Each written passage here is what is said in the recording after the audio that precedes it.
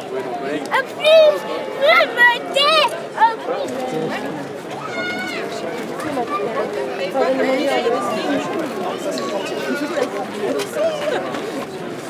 Parce que sinon, si on n'équilibre pas entre le poids de la caméra et puis la journée, vous avez, tu vois quelque chose? des gros bras.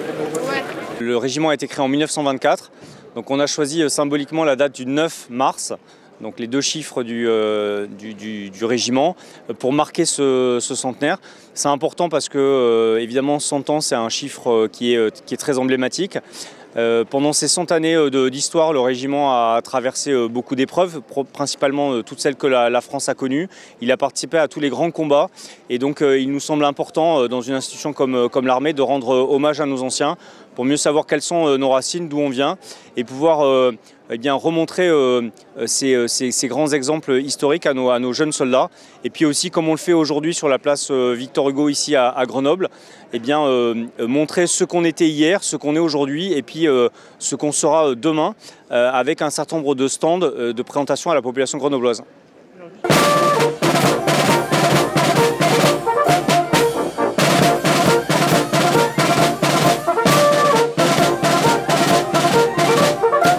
Vous voyez que derrière moi, il y a le canon César. Donc on présente plusieurs types de matériel, nos moyens feu, comme le canon César. On présente aussi des moyens d'acquisition et de renseignement, comme le mini-drone SMDR. Voilà, qui sont des équipements phares du régiment et que les Grenoblois vont pouvoir non seulement voir, comprendre comment est-ce qu'on les emploie et puis avoir un contact, et c'est ce qui me semble le plus important, avec les artilleurs de montagne qui servent ces matériels.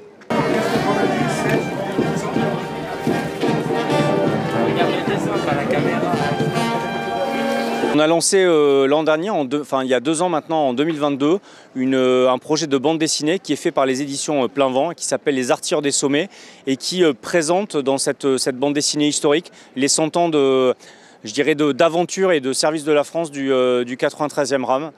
Et donc qui permet de découvrir de façon ludique l'histoire du régiment.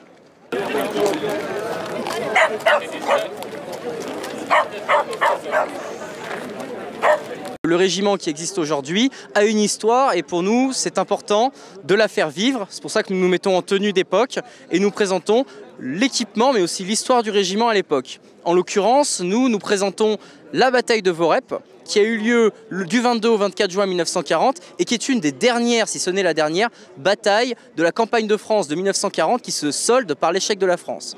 Mais la bataille de Vorep, c'est aussi une victoire française, probablement la dernière victoire française de 1940 et le 93e régiment d'artillerie de montagne, avec notamment ces canons-là, 4 canons de 65 mm de montagne, a permis, avec d'autres soldats, de bloquer l'avancée allemande sur la ville de Vorep et empêcher la ville de Grenoble d'être capturée par les Allemands en 1940. Alors ce qu'on présente, c'est du matériel d'artillerie, mais également tout le petit matériel individuel du soldat. Ça va de la paire de sabots de repos, au caleçon, au pull, à la trousse de toilette, mais aussi à l'armement. Et nous faisons du coup aussi un topo historique pour informer des gens sur une bataille qui a eu une importance certaine en 1940, mais qui est hélas, comme cette campagne de 1940, beaucoup oubliée. Avec nos bas, juste pour montrer en termes de démonstration en public comment on appuie les canons. Même si celui-là est en bois. Même si celui-là est en bois pour